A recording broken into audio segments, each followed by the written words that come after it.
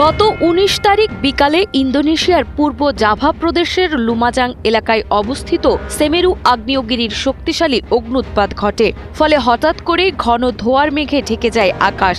আতঙ্কিত হয়ে পড়েন স্থানীয়রা। এই ঘটনার পর জাভা দ্বীপের সবচেয়ে উঁচু সক্রিয় এই আগ্নেয়গিরিটির সতর্কতার স্তর বাড়িয়ে সর্বোচ্চ করা হয়েছে।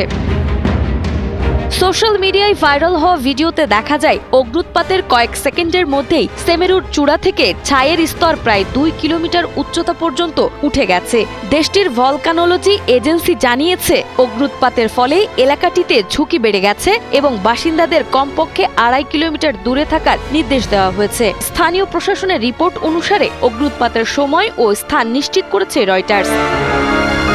উল্লেখ্য, সমুদ্রপৃষ্ঠ থেকে প্রায় ৩৬০০ মিটারেরও বেশি উচ্চতার সেমেরু ইন্দোনেশিয়ার প্রায় ১৩০টি সক্রিয় আগ্নেয়গিরির একটি। দেশটি পৃথিবীর সবচেয়ে বেশি ভূমিকম্প প্রবণ অঞ্চল প্যাসিফিক রিং অফ ফায়ারের ওপর অবস্থান করায় নিয়মিতভাবে আগ্নেয়গিরির অগ্ন্যুৎপাত ও ভূমিকম্প ঘটে থাকে। তবে সেমেরুর এই সাম্প্রতিক অগ্ন্যুৎপাত স্থানীয়দের মধ্যে নতুন করে আতঙ্কের সৃষ্টি করেছে।